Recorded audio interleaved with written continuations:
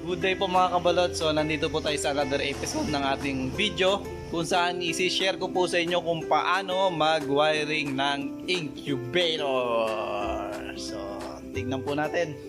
Tara, let's go! So ito po mga kabalot, ipapakita ko lamang po sa inyo ang aking incubator.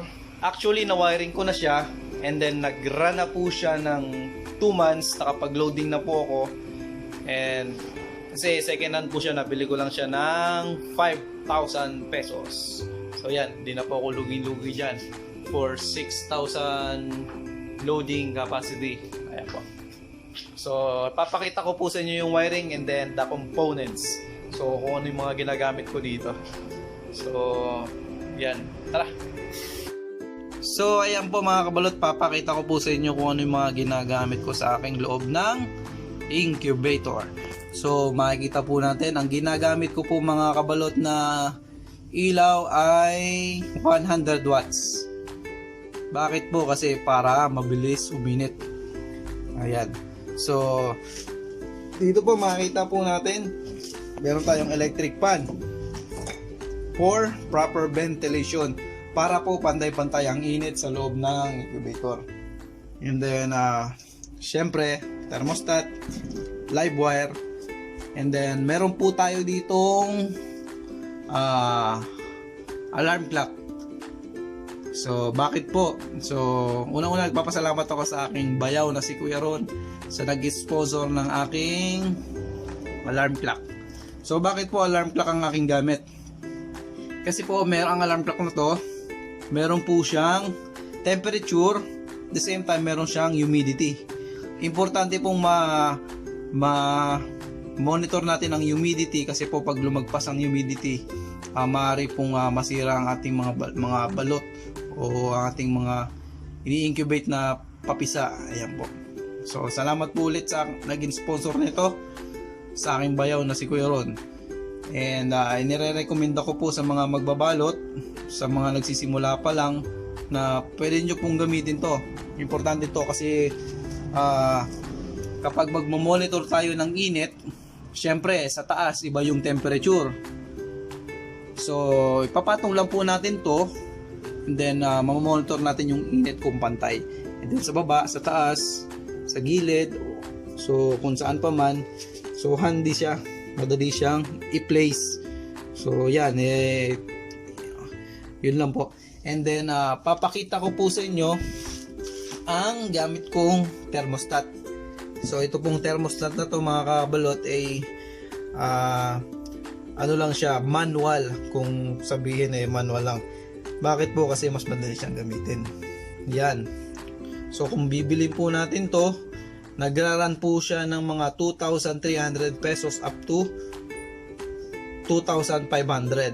Depende po sa klase. And then papakita ko po sa inyo kung paano gumagana ito.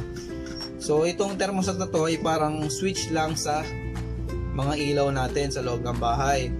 Ayan po, kung makikita nyo, meron doon parang isang bakal. Pag napindot niya po yan, pag uminit po yan, mag-expand po yan, ayan, mamamatay po siya. And then ito pong pinipihit ko, ito po yung pang-adjust ng init sa loob ng incubator o yung temperature. So nakadugtong po dyan ito sa ilaw po natin. So from live wire, and then magkakabit po tayo sa ilaw natin ng ganito, parang ganito. Ayan, dalawa dito. And then ikakat lang po natin yung isang wire. Ito po, ikakat lang po natin to. Saka po ididikit po natin yung wire na galing sa ating thermostat. Ayan, katulad po ng ginawa ko dito. So magkabilaan po siya. For example, ito po yung sa thermostat natin, positive negative. Ididikit lang po natin siya sa magkabilang putol na pinutol po natin sa ilaw. So parang switch lang po. So yun lamang po, ganun lang kasimple. So madali lang po siyang gawin. So ingat lang po tayo sa pag-wiring, kasi syempre kuryente, baka tayo yung kuryente o kaya masunog pag nagkamali po tayo. And then kung may tanong po tayo, pwede kayong mag-comment sa baba sasagutin ko po. Ayan. And then makikita nyo po, meron po akong tubig for humidity. So makikita nyo po sa incubator na to, dalawang planggana ko. Kasi hanggang doon lang po yung sukat ng humidity sa loob ng ating incubator. Ayan. Pag lumagpas masisira na yung ating mga balot. Ayan, dalawang planggana. So yun lamang po mga kabalots para sa araw na ito. Kung nagustuhan mo po ang aking video at kung may natutunan ka, please hit the button like and then subscribe. Subscribe po tayo para updated ka sa mga upcoming video ko. So susunod na video ko, ipapakita ko po kung paano ako kumikita sa balot. So inulit ko po, ako nga po pala si JR, the entrepreneur